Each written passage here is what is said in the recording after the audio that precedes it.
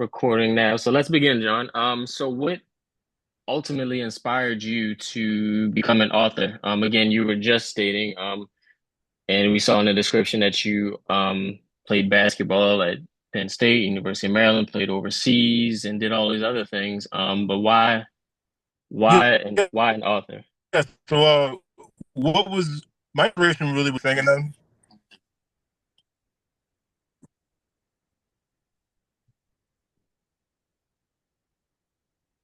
Yeah. So Arthur was it really came from just like because my books are about poetry. Poetry is about inspiration, and I really found an inspiration in like just the everyday challenges that any person will go through in life, whether you're an athlete or just a person in the workforce. Just daily stuff that might go through your head where it's like what, I'm a little stressed out today. There's a little like stuff that kind of has my mood down. So really, my motivation for becoming an author just came from like just expressing myself. Expressing my emotions in a positive way. When you live, you know, society today kind of tells you that guys that look like me, a black man, plays basketball, looks like an athlete. You're not supposed to really like show your emotions. You're not supposed to like do things like write poetry because it's kind of frowned upon.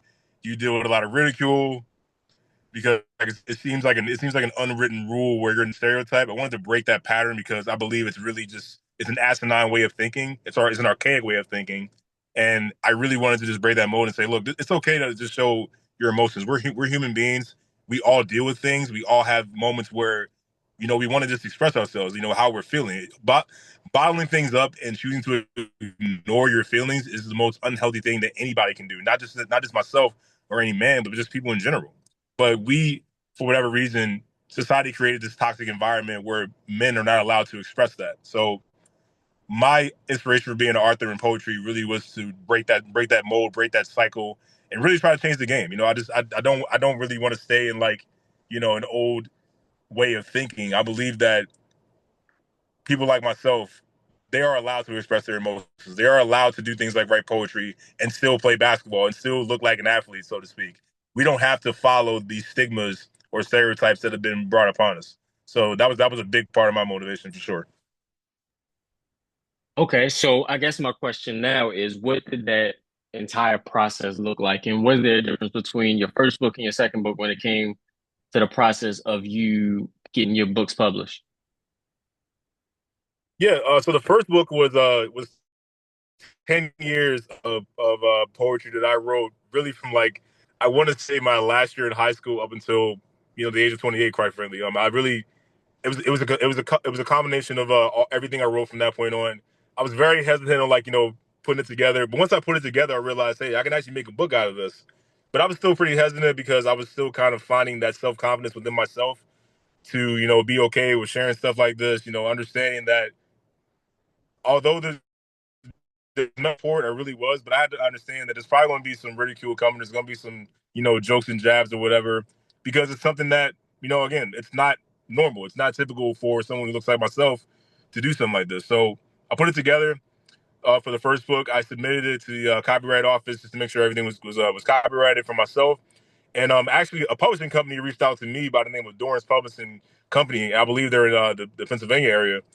They reached out to me and said that they wanted to publish the book, and I couldn't believe it. I was like, I knew nothing about these guys, and they knew nothing about me, but they saw my work, and they thought it was great that they wanted to publish it. So I got in touch with them. We got to work, and I want to say about a year later, it was a pretty long process, but a year later, everything got published. It was the promotion part of it was important. Getting it on Amazon, possibly getting into a couple of storefronts, and just really getting it out there. It was a longer process than I ever imagined, but that was how the first book came about. The second book was more of a published job myself because I kind of understood the nuances of how to promote it and where I needed to kind of get it out there. Using my social media platforms and all that, it made the process a little bit quicker, so to speak. But the first part, I really learned a lot about just the process of like getting it to publishing, getting it to marketing where everyone can see it, and really get it to as much of an optimal place as I could.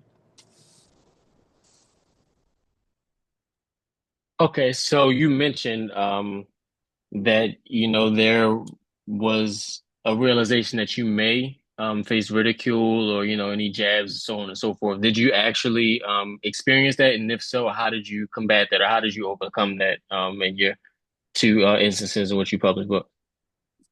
Yeah, I mean, I definitely heard it, from people I knew and all that. They were kind of like, he's writing poetry and all that. He's Mr. Sensitive. This is the stuff that feeds into like, hey, we're not supposed to be like this. But like, I got to the point where in my own self confidence, I really just kind of laughed that off to the point where it had no effect. When I was younger, that would have an effect on me. It would make me second guess myself. It would make me, kind of regret it almost. Like I never should have shared this. All this stuff, blah blah blah. But I really reached the point of self confidence where I was like, look, this is part of who I am. This is part of who I've always been. Nothing is going to stop me from doing this. And look, when you're talking about changing the game, it comes with a little bit of courage.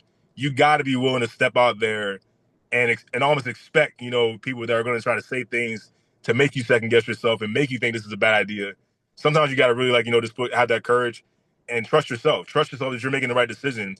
And I can sit here before you guys and say, look, I am so happy. That's one of the best things I've ever done was put out that first book because I felt like a really really heavy weight that I carried for a long time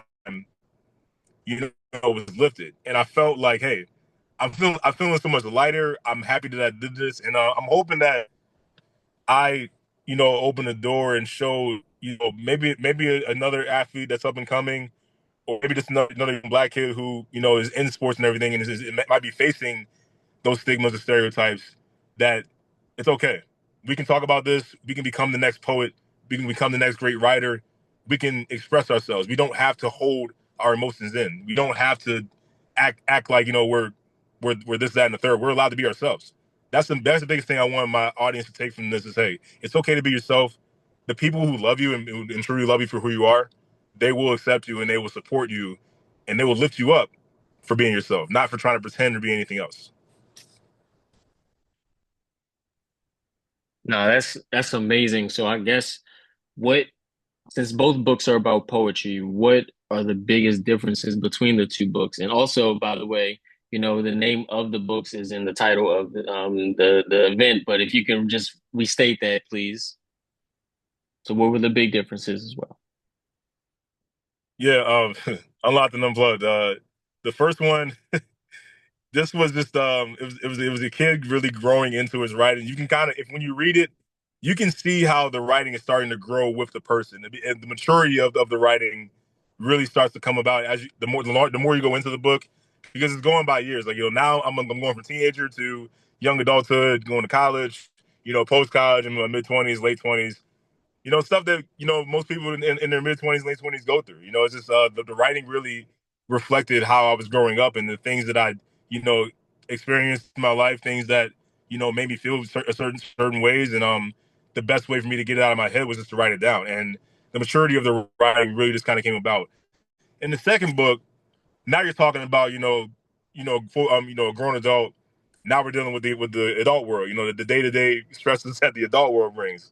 You know, stresses in the dating world. Sometimes dating isn't the most like fun place to be. Sometimes there's just situations where hey, like it got you thinking and everything. So I think the biggest difference with that was just the maturity of it all. Like we're talking in volume two. This is like we're talking grown adult 20s, early now, and just how life has changed and the things that we've experienced.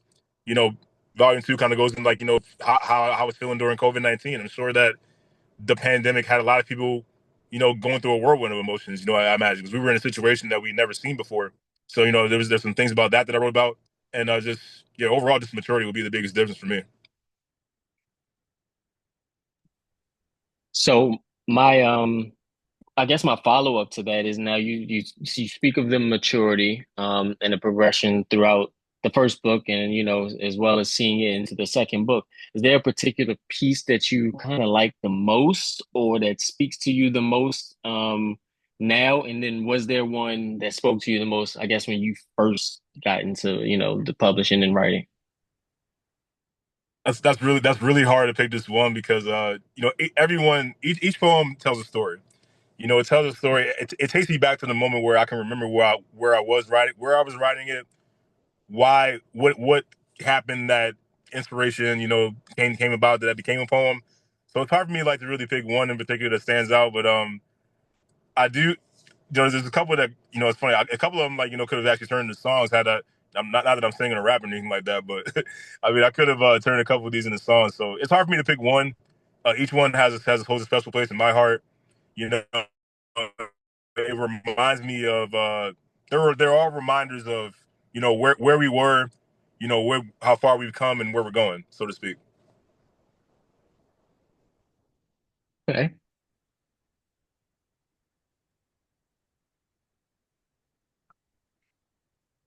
So, John, I guess I want to close by first seeing if anyone here has any questions, any follow-ups to anything that he stated. Um, so we're going to open the floor for a little bit.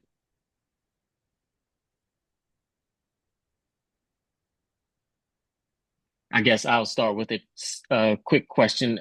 Should we be expecting a third book? I know that you just published this one, so no pressure or anything, but just curious is if your plan is to publish a third book or, any just even beyond that.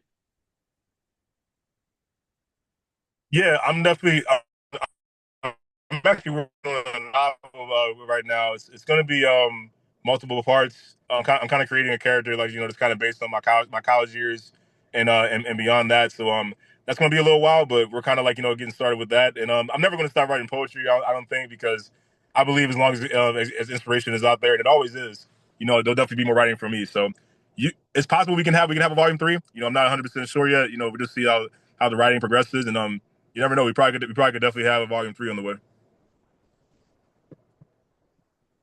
No, that's great. Do we have any, any follow-ups from any of the guests that are here? Or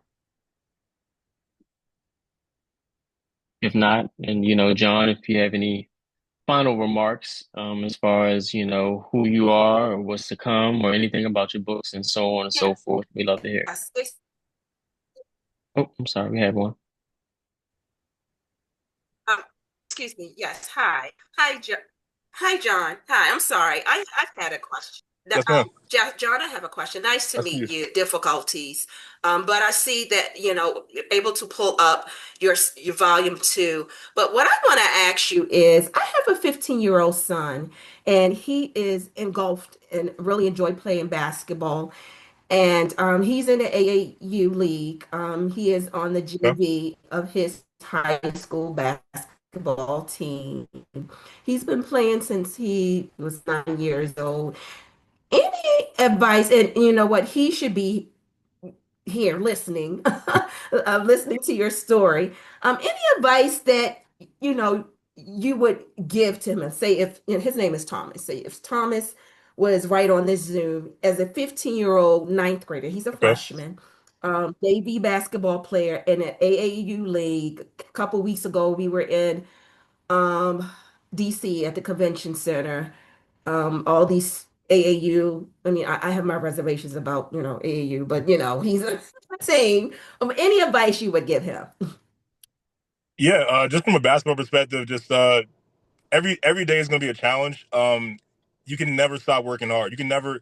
You might run into players who are more talented than you, but you can always outwork them. So my important thing is just to continue to work hard in your game every single day.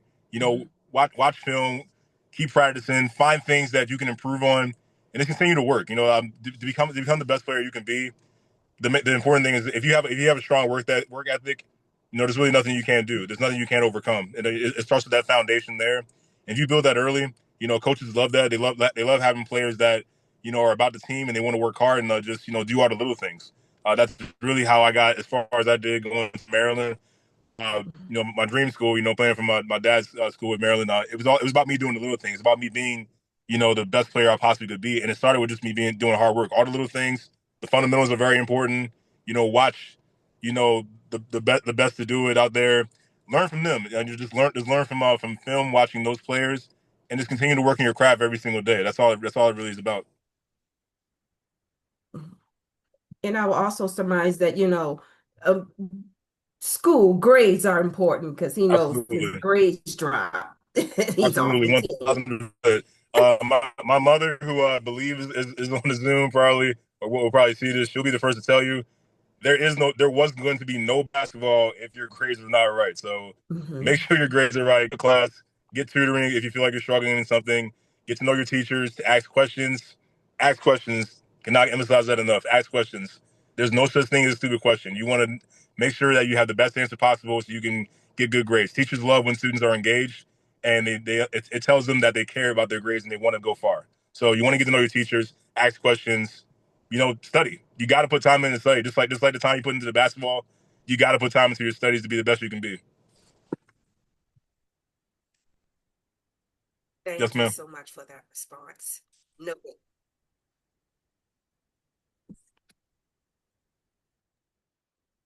Alrighty. Well, if that's all, I do want to thank you, John, for taking the time out to discuss, who you are, and your inspiration behind your books, as well as just your books in general. I'll be sure to drop the links to your books once we post this on YouTube, and then also disseminate the information regarding your books as well. So, again, we greatly appreciate you doing this, and we look forward to connecting with you again.